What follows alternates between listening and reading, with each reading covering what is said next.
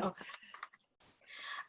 So thank you all for joining me and my sister. This is our second virtual talk. Our first one, that was basically just an introduction, just to introduce ourselves and to show the video of, it was for the month of May, Mental Health Awareness Month. And this is June, our summer.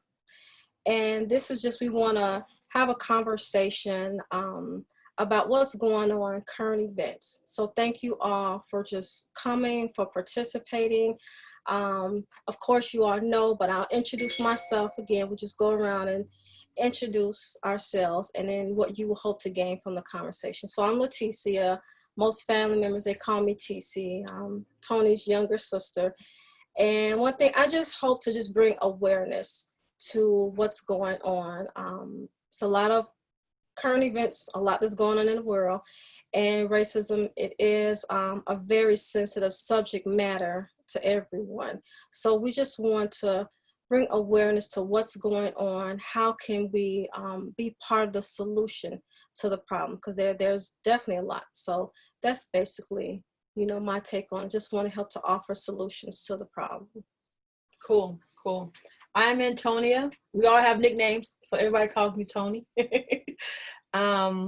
Usually they by the second or third conversation, people know that I'm an artist.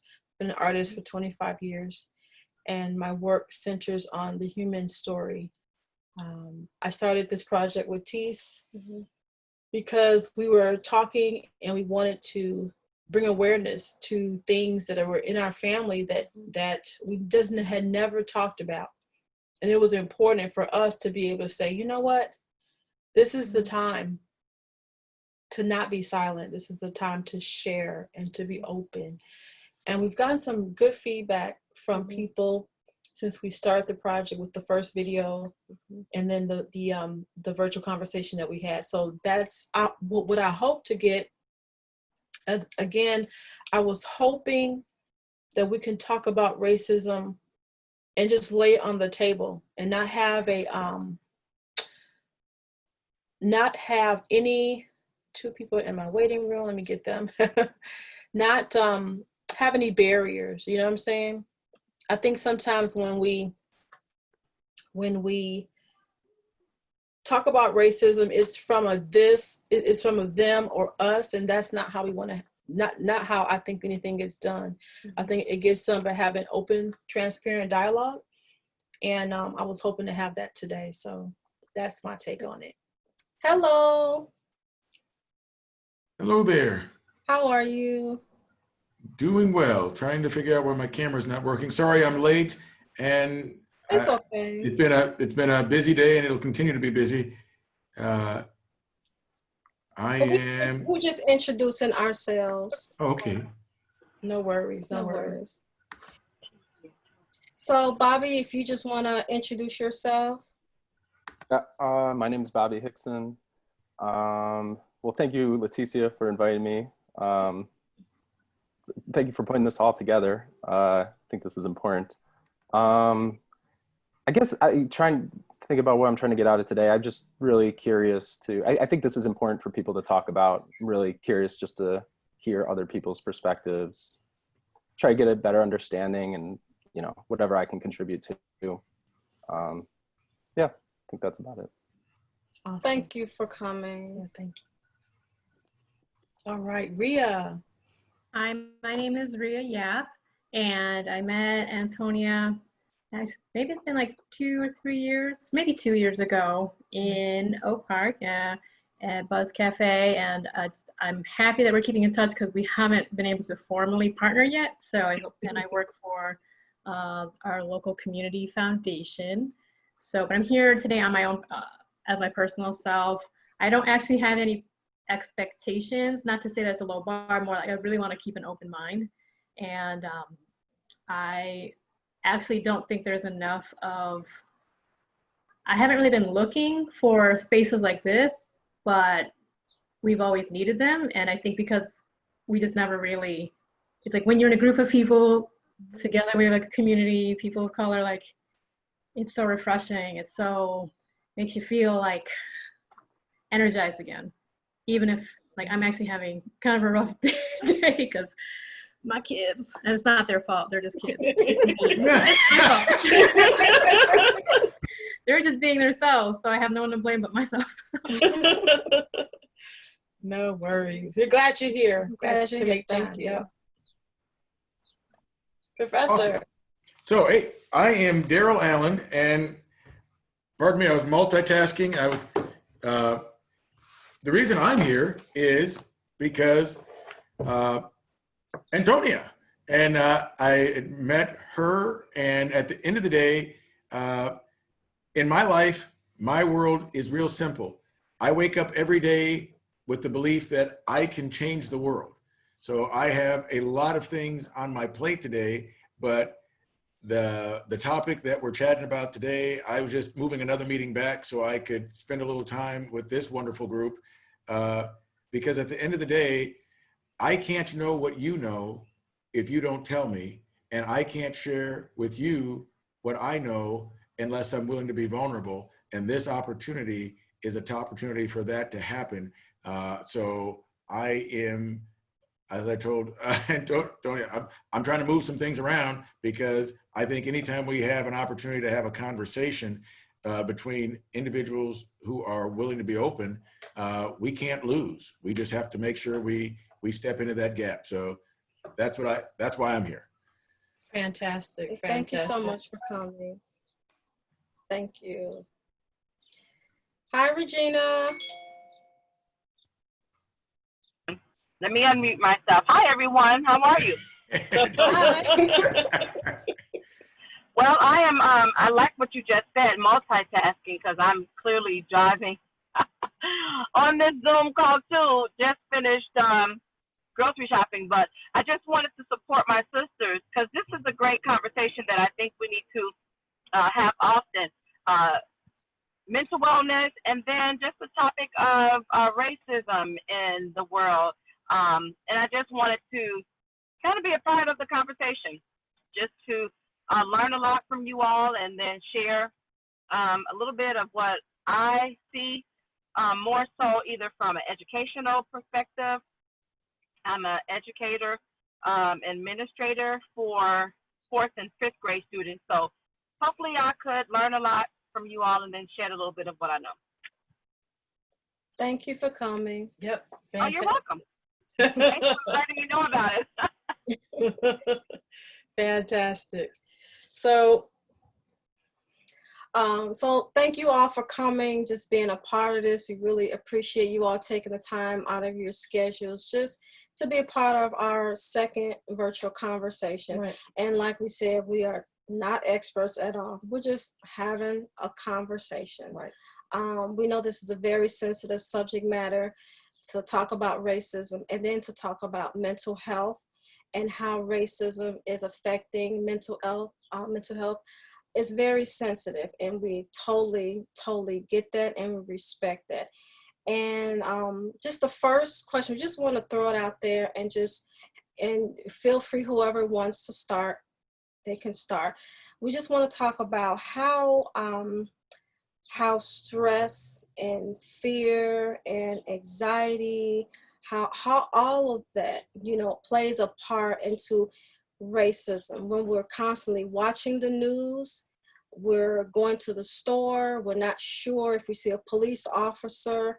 So we want to just kind of start with our take on that. And I can start. I can say, yes, it's very disheartening what's going on, constantly watching the news, constantly hearing this story, hearing that. It is very disheartening what's going on, but I am encouraged that change is starting. And I think it's starting with conversations. People are willing to be open to talk about it. So that's a first step right there.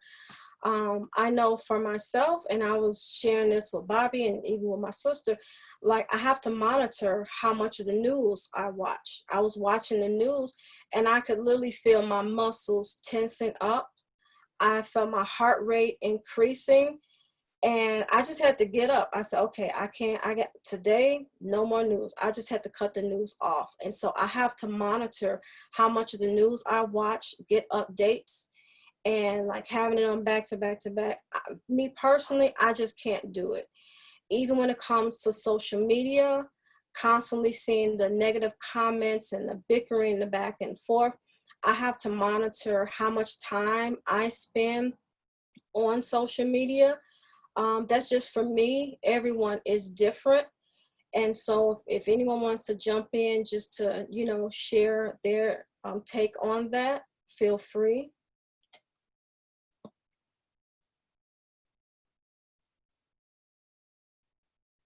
There you go. I'm unmuted. I will.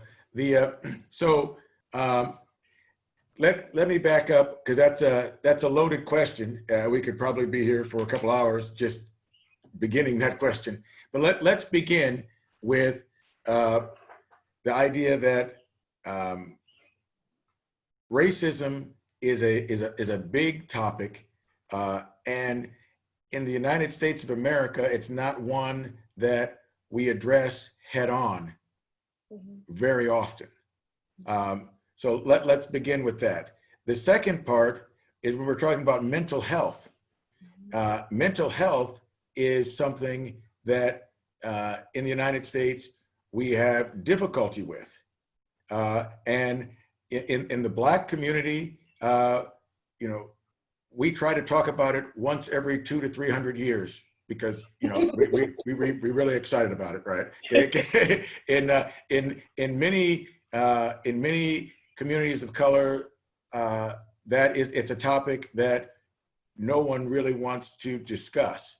And in the reality of now, you put these two pieces together, and I just want to start it by saying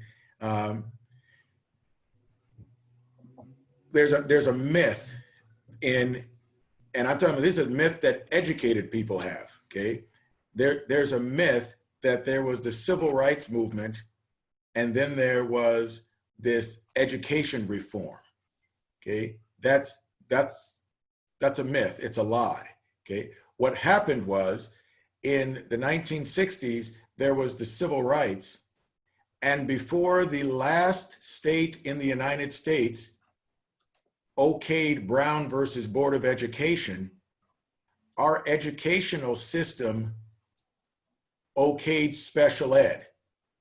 And all across, not just the South, but the North and the West, students of color were put into classification as special ed or mentally health challenged, as a way to keep students of color and white students separate. Those are just facts, okay? And then in San Francisco and in California, that same thing had happened in the Asian community for, right back to the San Francisco fire, okay? Before that, and again, these are things people don't like to talk about, but I need to be clear when in this conversation. Italians weren't white in this country until after World War II. Neither were Jews. Irish were kept out of schools because dogs could go in and Irish couldn't in this country. Wow. So when we're talking about racism and mental health in the United States, there's a movie called The Gangs of New York. Okay, there's a movie called The Gangs of New York. And being from Detroit, when I saw it, I was surprised that there were only 2 Black people in the whole movie.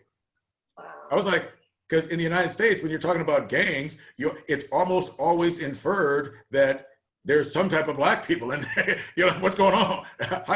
And the reality is, gangs in the United States and gangs in Chicago were started to protect different ethnic groups from those who were British. Mm. And then the British would then have the Korean gang against the Chinese gang, and they would pay to make those things happen. Mm. And when people complained, they were put in sanitariums, mental health. Wow. So my point is, when we're talking about racism and mental health, I think we're on the DSM 4 or 5 now. I can't remember which one we're at. The book that declares what is mental health. It was just 2 iterations ago that if you were gay, you were immediately mentally incapacitated. Okay. I'm talking about since I graduated from high school to now. Okay. Okay. So when we're talking about racism and mental health, it's a huge conversation where there's a lot of myths and a lot of misinformation. But as I'm closing out this very short piece, what I want to help you understand that there's the educator, there's the professor, there's the business person, and then there's the father. Mm. Mhm. So now I've been Black all my life, okay? And I've gotten used to certain things. But when my son, who just graduated 7th grade, when I get a call from his school and they say that my son has a gun, and I'm like, yeah, you hold tight because I'm on the way. Because if there's one child in the world that does not have a gun, that would be my son. And I'm not saying he's such a good kid. I'm saying I grew up in Detroit and I know who has guns and who doesn't have guns. And he doesn't have a gun.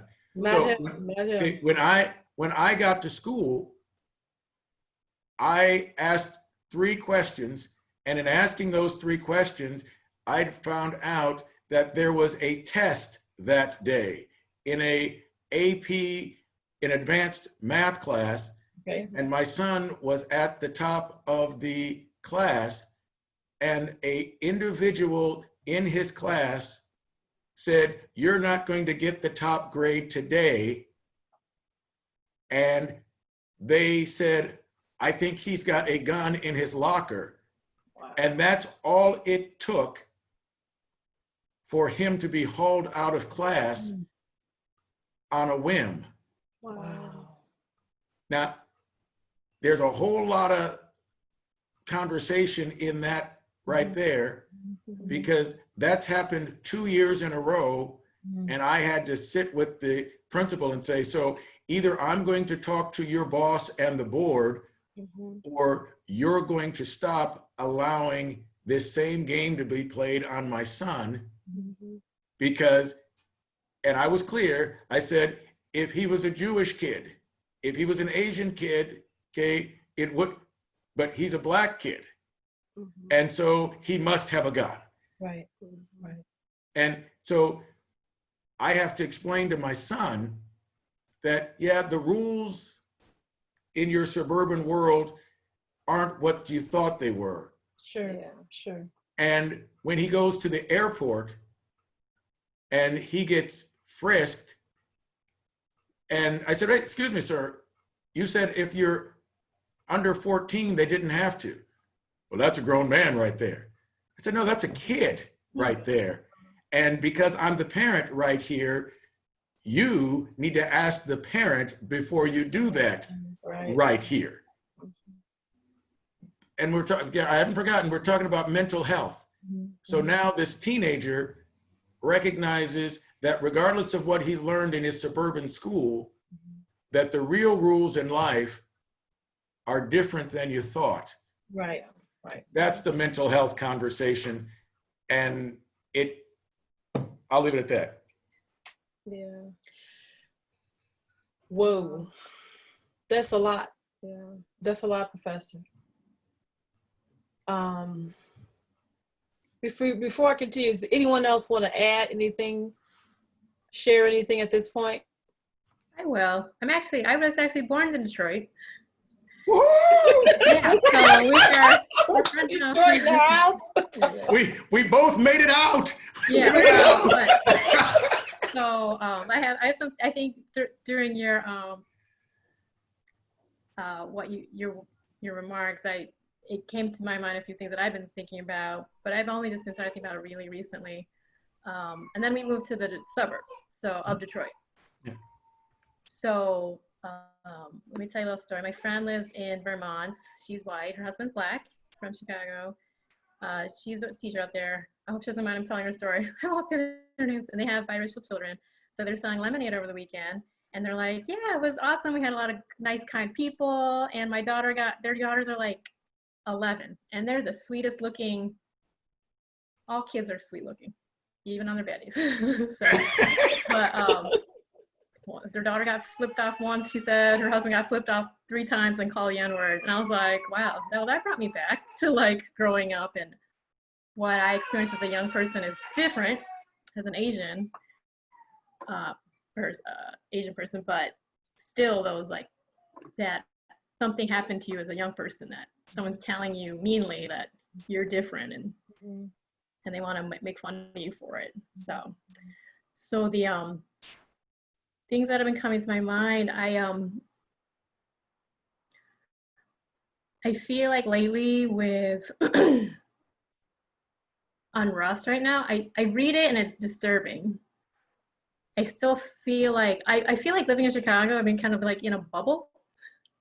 Whereas when I grew up in a predominantly white suburb, I was like, it was more obvious, like that the feeling of people don't think you belong there, or it's when we would drive on family vacation. So my my mother's from the Philippines, and so she married a white American when she came here. So we would drive from Detroit down to Florida, and we had great road trips. But through that, you got to go from Detroit to Ohio, Kentucky, Tennessee, Georgia, down to Florida. I'm probably missing a few states, but you know, it was an experience as a kid. And when you're a kid, you don't really realize or notice everything, but you feel a lot of things. So I definitely kind of felt those times. And I think our trips would have been harder if we didn't have like a white guy like in our, family road trip. So I think what we're kind of dealing with now is, or I think that with like COVID-19, what I'm realizing now are being Asian is not, it has a different set of risks I get, but my mother is, I told you she's from the Philippines, and guess what? She's a nurse, which is pretty stereotypical. She's a nurse.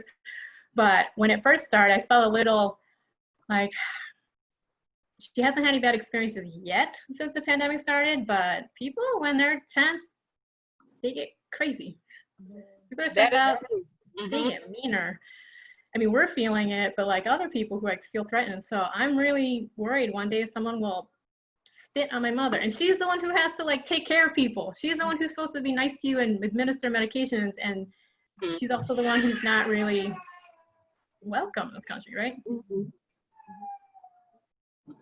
So that's what's kind of been on my mind lately.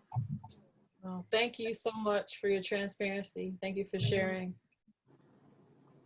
Oh, and I wanted to add a little bit to that. So like, I was asking her to like how she's feeling, and she's like, oh, I'm fine. It's better than it used to be. And it's interesting hearing from an older generation, the generation before me, is they're kind of like, this is better than it was. So it's like, I feel like some kind of responsibility to be mad on her behalf. Like she's not up in arms. I think so again, it kind of brings it back to how is race affecting her mental health? I don't think she feels or recognizes that she's feeling anything. Maybe she's not, because she's thinking about, and it's all relative too. So I feel like I have to kind of observe and then feel the injustice on her behalf, because, and then it's also crazy that people just don't realize that what it's like to be in someone's shoes who's a person of color. Right, that's true. Yeah, that's very true. Yeah. Well, one of the things you want to talk about also was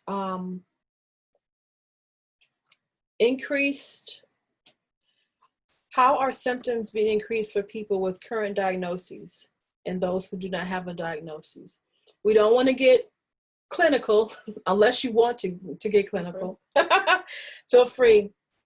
But for example, increased anxiety when racism is perceived. And I can talk about that and then we can unpack that part. I remember when I first started at one of my first jobs, and I was so excited. I was just newly hired. I was, you know, like, oh my gosh, I'm starting. I can't believe this is awesome. I hadn't had a full-time, high-paying job, and I was like, oh yeah. And just a small aside, I know my mom and I were on our way to work. My mom goes, oh, hold on, and she, you know, goes to my mom goes to wipe my the classic mother, you know. But she didn't you know, stop my strut. I was still, you know, driving. But I remember that time in my life where it was just perceived. There were some people who I really got to know, and I said, oh no, they're good people. But the perception when you walk into a room and you're the only, or you walk into a room and you walk in and all of a sudden the conversation switches and you're like, oh, did I do something? Did I say something? Or I recall a moment when one of our directors, you know, you always have the proverbial lunchroom. And so we had the lunchroom and no one wanted to clean the refrigerator. And I was like, I'm headed out. And she was standing at the refrigerator and she looked at me and she was like, this needs to be clean. And I was like, oh. And no one else was behind me. So I knew she was talking to me. So I just did it. I just cleaned the fridge. I bent down and cleaned up. But it was, for me, it was a moment, a switch, where it was almost like before there was one way, and then after the incident, it was something else. And for me, it's perceived, and that's why we wanted to talk about perceived racism too, because until you have a dialogue with someone and eat bread and break bread with them, there may be a perception of who that person is. And all of a sudden, one little comment or one little joke or one thing can tear down a friendship. It can tear down something that was being built. So that's been my experience. I have my family is a mixed heritage, and I too have been in a bubble, and I've been at one point during the unrest, my husband and I, we actually paused and we prayed. We literally prayed for our family, like our little family here, you know, like God protect us here, because we didn't know what was going to come off from our neighbors or anybody else. And we've not had that kind of feeling like almost ever. So perceived racism has a lot, it can cause stress that,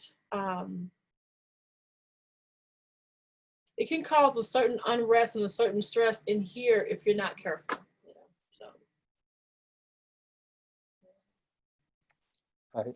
I think that's a excellent point. One thing I was thinking about is, like, some of the people I work with, I think everybody has some level of depression, anxiety, some kind of tendencies from time to time, whether it's at a clinical level or not. So some of the people I work with, like prior to, you know, this year, essentially, people try to find some kind of balance or homeostasis. They try to function within kind of the framework of their mental state. And so, like, everything that is going on has really thrown, like, the external has been totally changed. So now people need to change how they interact with the external. And I guess, like, a very realistic example of this, or practical example of this, is like something like scrolling through Instagram, where maybe someone before had a long day and they just got a lot of joy or just relaxation out scrolling through people's feeds and seeing all, seeing everything. Now it's being bombarded with messages. A lot of them are positive and maybe pro, but maybe they don't want to see that at all. And maybe there's some messages that they don't know what's behind it. They don't know the intent. And there is, just like you were saying, there is this on guard feeling for many people of, is this racist, or is this perceived as racist? So it just kind of adds to just like, I guess the point I'm trying to make is just people have built up this balance in their lives, and it's just been totally thrown out. So people are trying to find a new balance. So it's not just an additive effect of like, here's what's going on, your depression is this much worse because of it. It's much more complicated and complex than that. People are having to like reestablish their life around everything that's going on. And that's true. I myself, I can speak to that. For those that know and those that don't know, I'm open about my diagnosis. And I know there have been times where my symptoms, they've definitely been increased. For one, just with dealing with COVID and all the precautions and being careful. And, in the very beginning, around March, when everything was shutting down, I was definitely feeling an increase in anxiety, and I had to really do a lot more self-care. And I created a schedule for myself as far as, okay, this is what I'm going to do throughout the day. This is how I'm going to have positive activities. And then it was getting better. And then all of a sudden things just started changing with the current events, with racism and the riots and the fires and the police brutalities. And I think that was around the time when I was watching the news, and I was really feeling like my heart just beating. I'm like, okay, I have to cut a lot of the news off. And then even with social media, seeing a lot of negative comments, or me, I'm a positive person, and I was feeling like the weight of it. And I said, okay, I have to definitely make some changes within myself. I have to cut out a lot of negativity, increase my positivity, increase my just balance. I had to do a lot more self-care just because of my symptoms, because of my diagnosis, because of myself, be more aware for me. So I know if with me having 3 diagnoses, what it's like for someone that might only have 1 diagnosis, so that it's definitely been increasing my balance for myself. I'm thankful that I have family and friends. I have a positive environment, and I try to keep it as positive as possible. So it's definitely been an increase in symptoms for me, but I definitely make sure I do a lot more self-care, more balance, just talking about it, just like what we're doing now, talking about it with family, with friends. And that's, that definitely helps me a lot, Awesome. Yeah. Awesome. Well, one of the things you want to touch on, and I think Hold on. I'm sorry. Hold on one second. I know you guys couldn't hear me because I was having some technical difficulties, but I'm back. So I have actually heard everybody's comments, and they were really good. I just wanted to add, I don't know if we talked about when you guys were talking about the just overall wellness and specifically mental wellness. I know that I've researched a lot of trauma, and trauma goes hand in hand with a lot of our mental diagnoses that we have.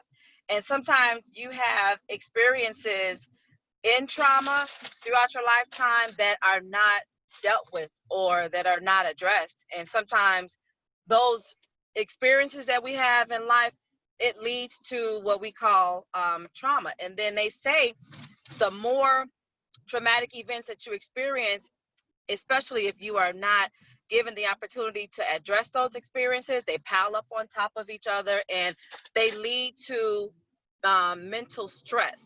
And sometimes that mental stress can actually lead to us having diagnoses or having difficulties processing what's going on around us. And of course, we call that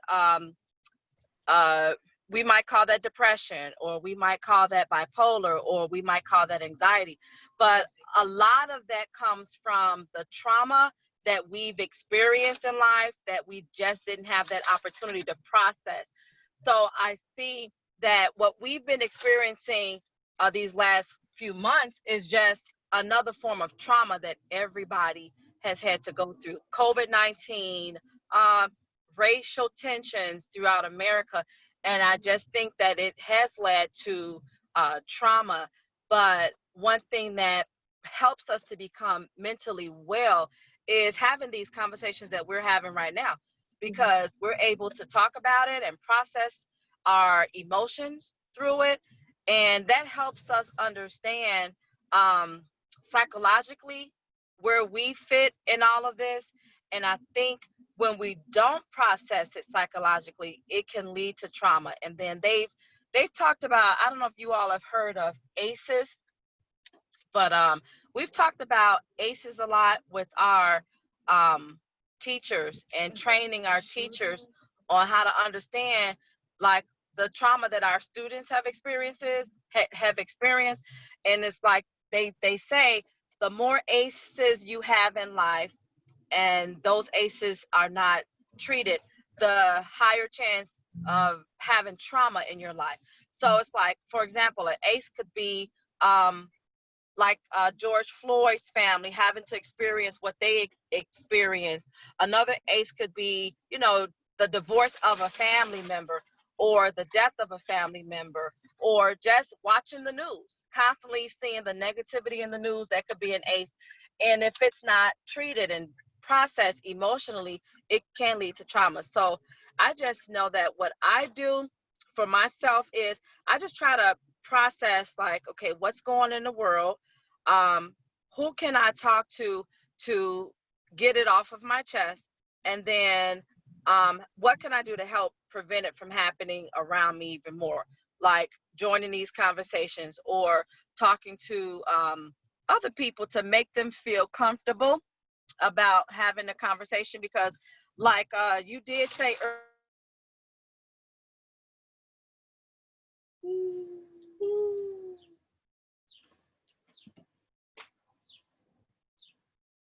She can't see the chat either. Oh, Even if I because she's text her when driving. she's I driving. think she lost connection because she Yeah, Yeah. I think so too. She's frozen, and that was gonna be so Yeah. good. I can call her you quick. call her quick. I'll I have was to ask her to say it again. Right, for like ACEs, I was gonna ask her if I could comment on Regina's, what she was saying, like, so like adverse childhood experiences, Mhm. because you're planning on displaying this on YouTube, like it's adverse childhood experiences. But I think that I read this article on Hey, your call dropped. You can call. Mr. Rogers, and I don't know why it made me cry, because like, I think I kind of remember watching Mr. Rogers as a kid, but they're like reruns. And Well, you're listening. You're gonna. but I think he said something about like, remember everyone was children before. And I think that on social media, it's so easy to be like, when I told you about the story about my friend, her terrible experience, like they're a really strong family. So they're like, whatever, this sucks, but whatever, like they can get beyond that. Right. And they know like people always thought that way. They're just getting really bold and acting out again.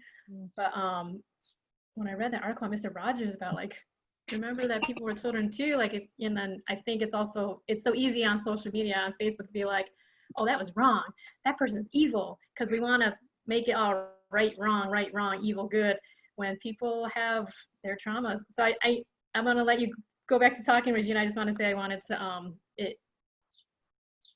I hear you, what you're saying, like it makes a lot of sense. And I think that people need to think about, everyone's got traumas, and they don't want to, they're so worried about themselves, they don't want to think about that other people have That's right. something that's causing them to be bullies, causing them to be mean, causing them to.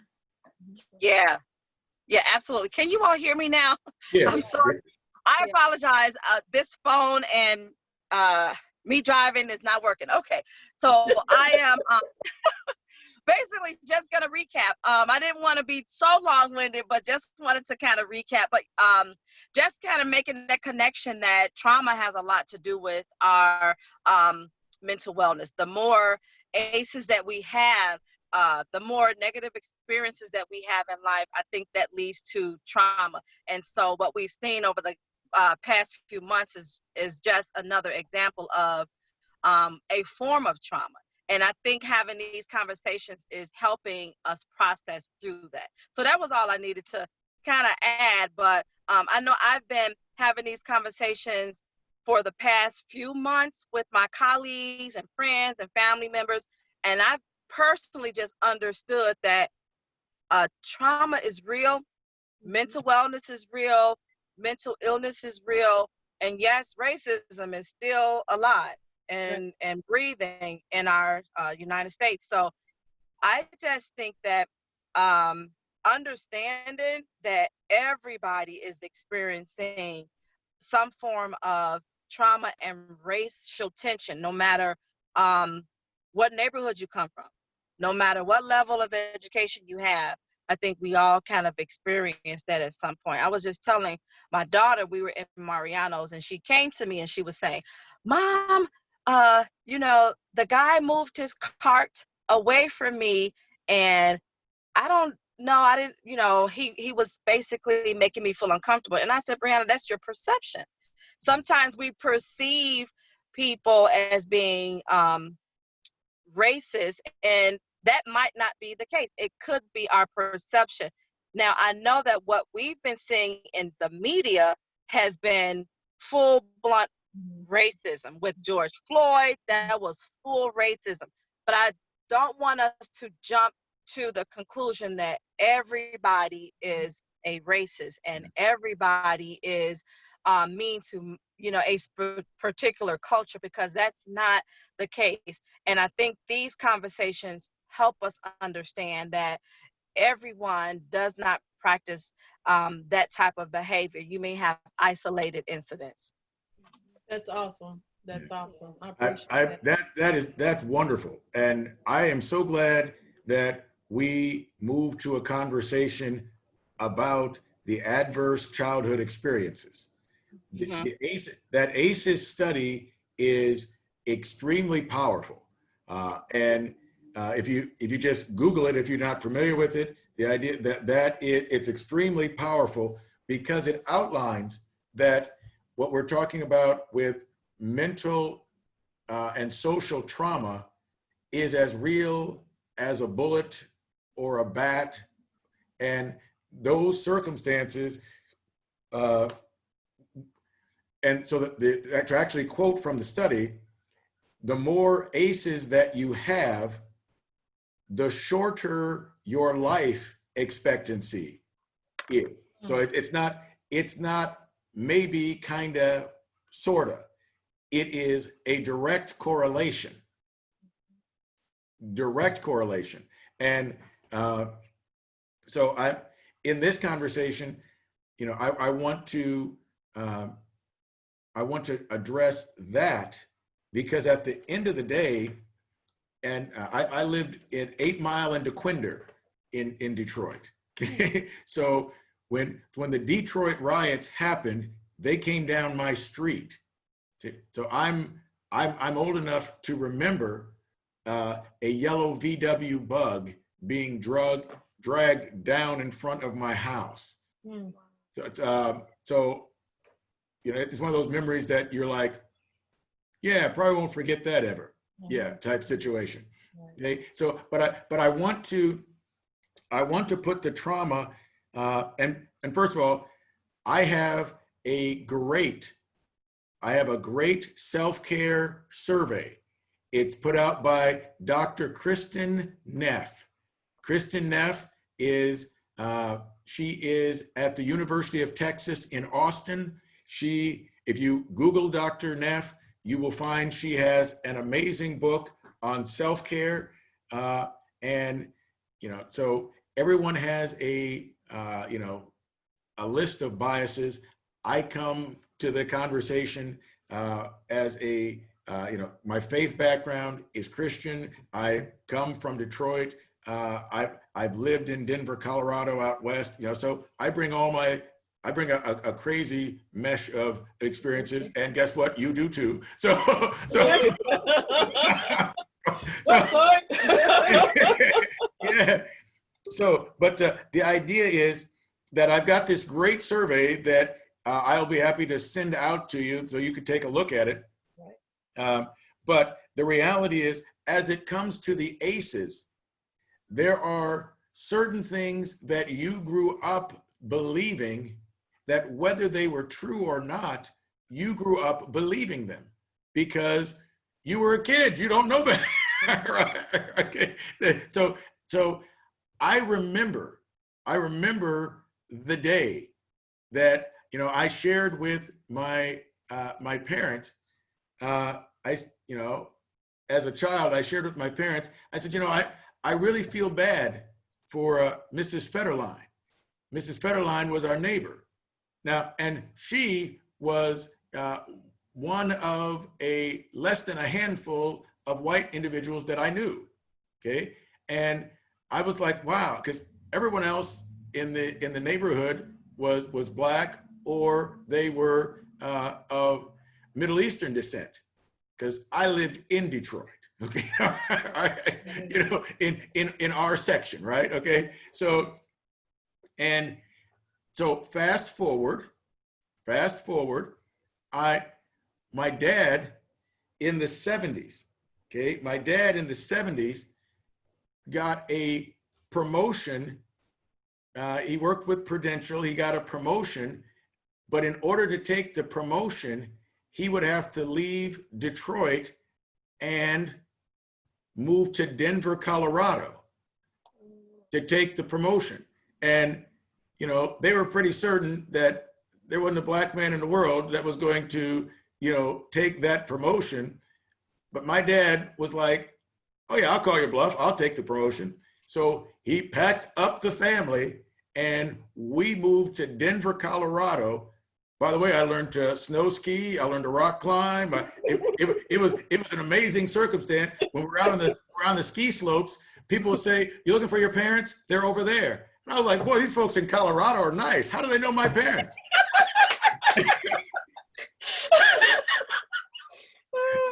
I figured it out after a minute. All right. Okay. Hey, here's so as a kid, you don't know. So the first thing that happened when we got to Colorado was I said to my parents, we need to call Mrs. Federline. You know, that's back in the day where, you know, that was a real, you know, long distance call, right? I mean, you didn't have cell phones, right? They hadn't been invented yet, all right?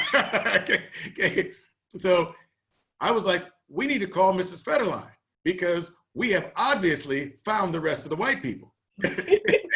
They are certainly right here. And someone needs to call Mrs. Federline because I bet she don't know, right?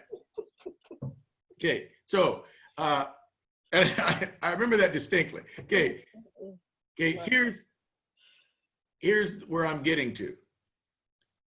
After 18 months, almost 2 years of living in Denver, Colorado, Prudential decided, all right, we're going to hire Don Allen as a manager and we're going to do it in Detroit. They didn't know that Dad didn't sell the house, he just rented it out. So he just moved us back, watch me now, to the same house, to the same neighborhood, to the same church. Now, here's the conversation that we as Black folks don't have very often. And that is, I now had moved out of the city. I spoke good English because Mom made sure we did. But now I could rock climb, I could snow ski, and I knew how to survive in the, I could canoe, I could kayak. I went back to my same church, went back to my same school, went back to my same neighborhood, and now I was an outsider. I was like, wait a minute. I was certain I was Black when I was in Denver. I was certain I was Black when I was in Detroit. And now I've come back to Detroit and I'm somehow not Black. Right. Okay. So, and the reason I bring that up was in this conversation of mental health, the idea is the adverse childhood experiences, those things come to us in a number of different ways. Right. Okay. And you have and so you say you're putting this on YouTube, are you? Okay. All right. So here we go. So you have a number of circumstances where take the suburban white child who reads about the civil rights movement.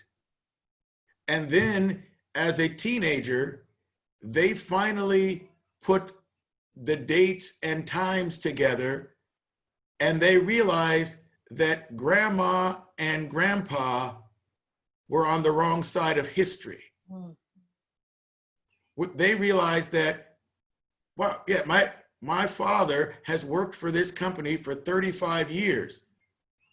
Oh, and that's the company that led in and it's on the wrong side of history. Okay. That's the experience millennials are feeling right now, where they're having unpleasant conversations with the ones who gave them the advantage that they've had, and nobody can leave the house. So now everybody in the house having the same conversation that's unpleasant for the last 90 days. Yeah. Yep. That's some adverse experiences that aren't childhood. Right. It's the concept that I thought I was X, Y, and Z, and now I realize that the history that was given to me is not the real history. And what I believed had been, you see what I'm saying? And, it doesn't make a difference what community you come from. The history in Chicago, Especially. come on somebody, the history in Chicago, let's just keep this easy with Black folks in Chicago, that whether you came in the 1890s and you were on the South Side, or whether things got industrialized and you came in after 1920, so that the real issue with West Side, South Side has to do with when you came to Chicago, not about the gangs. The gangs came after. Okay? Or let's play the game with the Italians. And so you can edit whatever you need to edit. Okay? So the idea is you can,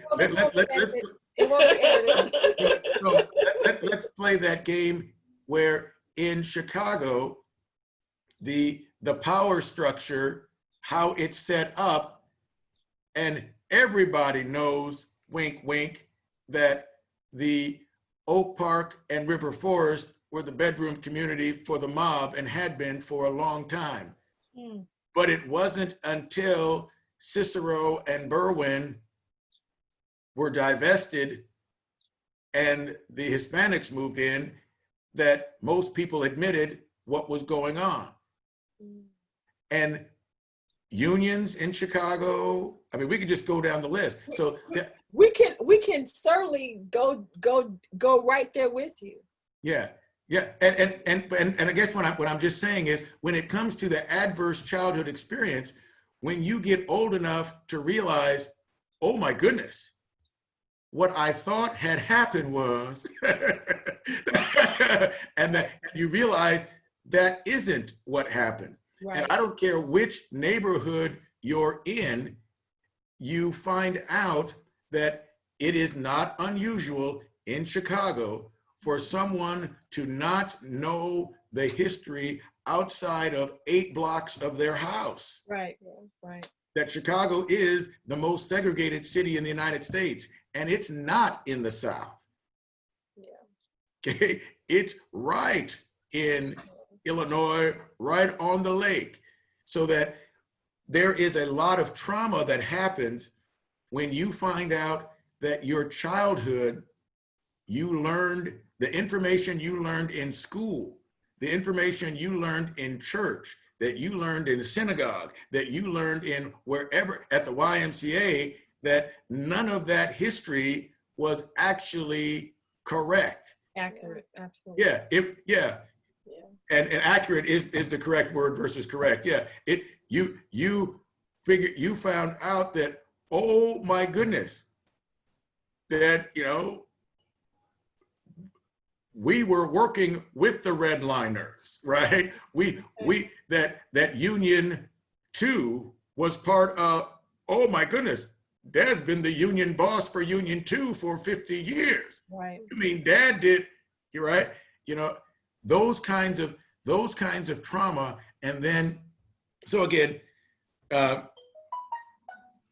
idea of these self-care surveys that I was sharing with, it helps to say, when it comes to the ACEs, once I recognize I had trauma, and I love what Regina shared, once I recognize that I've had trauma, the way to begin to process it and to self-regulate, right, is to have conversations with individuals like are on this call, right, where we're not from the same neighborhood. We're not from this, I'm from Detroit, right, by way of Ohio. So it took me 5 years to figure out just what's going on here in Chicago, right? So, but the idea is these things help us recognize, you know what, there are good-hearted individuals who don't know my story. There are good-hearted individuals who I don't know their story. So I may have thought about them in a negative way when the truth of the matter is, I just don't know their story. And I don't feel safe enough to share, oh, is that Howard University? Pardon me, excuse me. I'm sorry, I got distracted. So the idea is, I don't know their story and they don't know mine. And the only way for anyone to grow is to find out the story of the other. And you don't have to agree with it. Right. You just have to grow from it. Right. So yeah, Right. that was longer than I thought. I apologize. No. You're fine. As we begin to wrap up and kind of put our hands around, we've shared a lot. One of the things I wanted to bring up is the idea of hope. Yes. When you talk about racism and mental wellness, hope is usually not anywhere in the in the conversation. But I would like for each of us to just go through and give one sentence of why this may be a pivotal time for hope. I'll start. About 3 weeks ago, I was contacted by a friend, longtime friend, who wanted to actually talk about race. We talked, we shared, we're better friends for it, and I'm hopeful. I can say, I was talking to my sister, and while we were planning all this, I just had the idea of really including young voices to the conversation. And I had to think like, wait a minute, I'm kind of young, I'm mid. I'm not gonna be ashamed to say I'm 40. I don't look it, but I'm 40, so I'm right smack in the middle of taking the wisdom from the past generation and then the knowledge from the next generation. And so I am part of an emerging young leader. And so as me and my sister were doing these calls, these virtual talks, I'm hopeful because as an emerging young leader who is trying to offer hope and trying to offer solutions to the problems, I know we're on the right track. I know we're on the right track to at least having the conversations. if people can be open enough to at least have these conversations, that's a good start. Yes, we do have a lot of work to do. And then even in looking at having the conversations with diverse audiences, because it's going to take everyone to come up with solutions for these problems. There are deep roots, and so we have to work hard and dig up the roots in a deep way. So I'm very hopeful that through these conversations and just going forward, as other people are talking to their children, talking to their students, their co-workers, yes, the conversations may be very sensitive, but at least it's a start. So I'm very hopeful for that. And that's my hope for. Anybody else? I can go. Yeah, I have a lot of hope about, I think things currently seem very, very bad. To reframe it though, I think it's an opportunity. I think this is an opportunity for us to listen to each other, to hear each other's stories. And I think in turn that's what's going to build investment. And when I say investment, I mean that, so take Black Lives Matter. This impacts everybody. And many people don't feel like it does, but it impacts everybody. The Black community is a beautiful community. And that is something that many people aren't attached to in any way. Maybe they don't have reason, and that's okay. But this is a time where they can build up that and hear that many of their fellow humans do have that identity. And it's in all of our best interest to support each other. So I have a lot of hope. I guess I have hope connected to this is a time of opportunity and we need to make the most of it. And I like we've all been saying, I think conversations like this have a lot to do with that. Awesome. Thank you. Thank you. So I'll go next. So thinking about hope and why is this a good time to focus on hope? I think that to shorten my answer is simply to say we have to focus on hope because there's so many people out there that do not have hope. They don't have a hope that it'll get better. They don't have hope that financially they'll be able to be comfortable in life. They don't have hope that they will be able to get over whatever obstacle that they're going through. So now I think a lot of organizations and a lot of platforms, including this one right here, we're focusing on the conversation, but then talking about hope. What's the hope in it all? I think the hope is that everybody is aware. So my hope is that people continue to be aware because there are so many people that don't have hope. So we have to keep spreading the awareness of what we talked about today. Awesome. Thank you.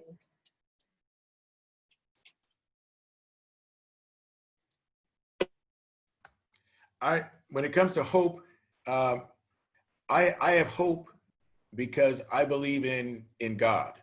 I don't believe in religion. I believe in God. So I believe there's hope there. But I got to piggyback on what Bobby had said regarding 2 words, and I wrote them down just as he said them. I was like, yeah, I need to write that down right there, right there. Okay, so and those 2 words were investment. This is an investment. We have invested in each other in this time here.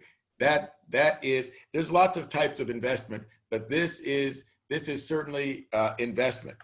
And the other thing is opportunity. Opportunity often shrouds itself in disaster. So when if there is a disaster, then there is some opportunity there. And when the world that you thought got blown up, okay, so that's different from being blown up. Blowed up, yeah, that's a whole different thing. okay, all right. So when the world you thought get blowed up, now you have an opportunity to say, great, I'm going to keep longing for what once was, or the opportunity is to build what could be. And so investment and opportunity. I'm going to follow Regina, and I'm going to keep it short like that. One more. I don't have much to add. And my cynical side gets the best of me sometimes. It's not that I'm hopeless, but my source, how about that? My source of hope are when I look at my little kids, because right now they're still at that innocent phase.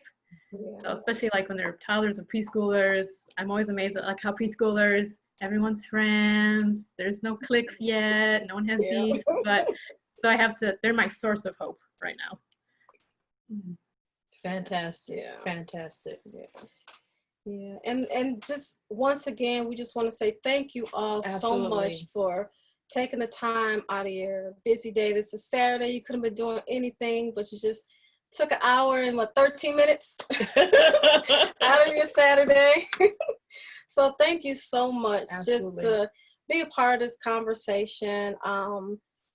This is just something just to start the conversation. You know, we know it's very sensitive. We totally get that. And we just thank you so much just for being a part of it. And our next virtual conversation is going to be July 11th. And we're really going to focus a lot on the family and mental health. How does mental health affect the family? You know, if there's a parent with mental health, how is that affecting the other parent without? Or if there's a sibling with mental health, how is that affecting the other siblings? So we really want to focus on family for our next virtual talk. We haven't set up the time yet, but we will definitely let you all know as far as that time for that. Is there anything else you would like to share? No, other than the information that Daryl alluded to, I will send that out as soon as you send it to me. I'll forward it on to people so that everyone can know that. And in the meantime, thank you all. We appreciate you. Have a great rest of your day. Thank you so much. Bye-bye. Thank you. Bye.